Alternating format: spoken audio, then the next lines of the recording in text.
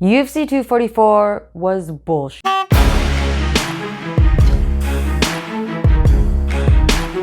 What up, fight fans? I am Marisol and welcome back to my channel. So UFC 244 Masvidal versus Diaz was supposed to be the most fun, the most entertaining, the no holds barred atmosphere type of fight that we were all expecting for the last couple of months, but we got the exact opposite. What we got was a thwarted fight where nobody really got to shine, and everybody, probably even except kind of for Masvidal, was disappointed.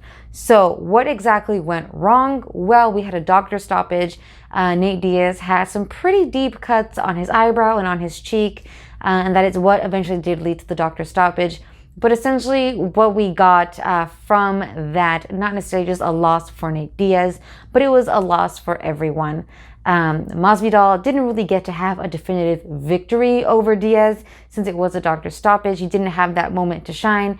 Diaz didn't get his moment to shine, as he is a fighter who tends to really shine in the last couple of rounds in a lengthier fight, so in that championship rounds of the 4th and 5th. And then also with the appearance of The Rock, that was definitely made lackluster due to this early stoppage, this doctor stoppage. He did have his moment to shine at the presser and his walking into the octagon. They had his music going. He held up the belt for everyone to see, and that was a bit fun. But when it came down to the most pivotal moment of putting the belt around Masvidal's waist, it was just cheapened by the fact that nobody got what they really wanted. Nobody really got to shine. The fans didn't get to see a definitive win for either of the fighters. So what we had at stake for ourselves and what we really wanted to witness as fans is not what we got. So it was disappointing all around. And with that being said, I think it is important to look at a pattern that we are now witnessing when it comes to the New York State Athletic Commission. This is something that during the fight, actually, once all of this was going down, I did tweet that this is something that happens all the time and that major events just should not take place in New York State. And I stand by what I tweeted back then in the heat of the moment, in the heat of the disappointment, because this is a pattern that we are now witnessing. So this first began with Holm versus Germaine de Randamie. And if you have been on this channel before, if you have heard me talk about this fight before, then you will know what I'm about to say. Because every single time that I talk about Holm versus Germaine de Randamie, I get very irritated. So essentially, Holm was robbed. In that fight, it was a high stakes fight because it was for the 145 title. And essentially, like I said, Holm was robbed. We had Germaine de Randamie who got punches in after the bell in both the first and the second round. The second punch after the second round, that actually really rocked Holm. And because of that, it gave Germaine de Randamie an unfair advantage in that third round. And she did go on to win. She did become the 145 division champion, although that was shortly lived, and Holm was not able to have that title. And again, I think that she was truly robbed because she being Germaine de Randamie should have had points taken away from her at the very least for that second punch that did cause damage, but I think most fairly it should have been for both punches.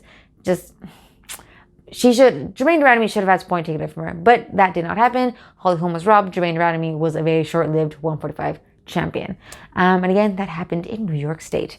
The second thwarted and flubbed fight was Cejudo versus TJ Dillashaw. And I think that most people don't quite remember this because it does tend to get overshadowed by the entire revelation of TJ Dillashaw taking EPO prior to that fight. And rightly so, that is a major thing to have happened, him being suspended and what have you, and all of the turn events since then.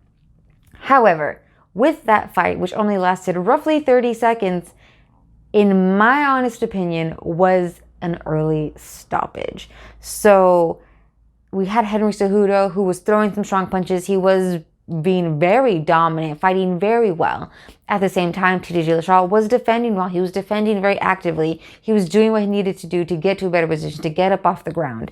And it was stopped early. It was stopped in a moment when TJ Dillashaw kind of had his back almost to Cejudo and was trying to get back up And in that moment, the fight was stopped. And like I said, in my opinion, it was stopped early. And during these types of situations, when it is a high stake fight, when it is for a title, I think that fighters should get their fair share and should get a little bit more extra time in order to fully get that opportunity to recover, to get to a better position, and to really have a stake at what they could potentially win or retain.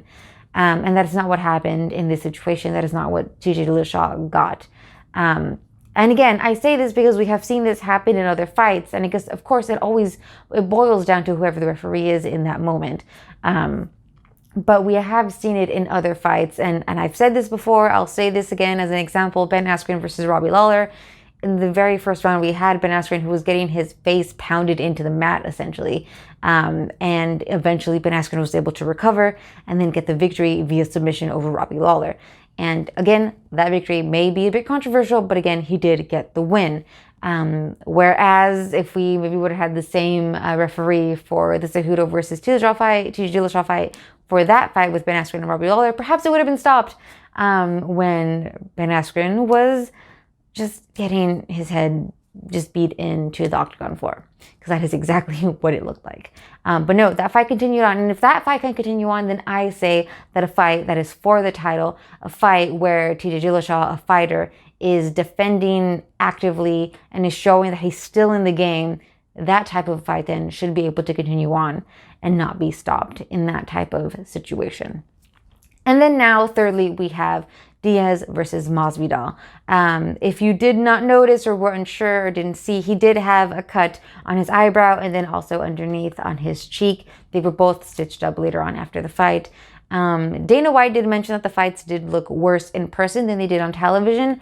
I am a little bit skeptical just because we have seen many injuries take place via television in these fights, and we've always been able, and we being myself and also just the fans in general, I feel have always been able to gauge the relatively, the severity, the extent of these injuries quite well. Of course, we can't always see what's going on internally with these fighters and the injuries, but for the most part, we're able to do a fairly accurate assessment of how severe something may be and as to whether or not a fight should or should not be stopped necessarily. Again, I am open to being incorrect in the situation. I recognize that I am not there in person, that I'm not the doctor, but it didn't quite seem, especially in comparison to what we've seen in other fights, that it's something that should have been stopped. But it was, and there was even a nice video later on with Nate Diaz just saying that the doctor was taking care of him and looking out for him, which ultimately is important. Nonetheless, I do think that perhaps the doctor might have jumped his gun a little bit here. Now, with that being said, both Masvidal and Nate Diaz did verbally agree right after the entire fight happened that they should run it back and ideally run it back in Vegas. I completely agree with that sentiment. I hope that it does get done again. I think the earliest that it could actually happen would probably be in like February. That's fine. I'm happy to wait for it to happen in early next year. I just hope that it does happen. Dana White did always want this fight to be a one-off situation.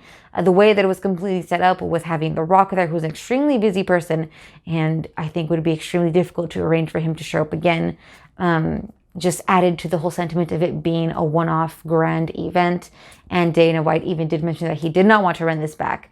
But hopefully, for the sake of Diaz and Masvidal to get a true moment to shine, to prove who is the real BMF, along with the fans to get to witness that they do run it back for really pretty much everyone who really wanted to see that fight take place.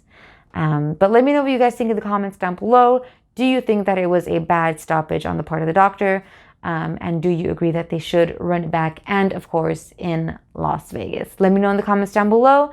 As always, don't forget to like this video and to subscribe for more content. I'll be seeing you in the next one.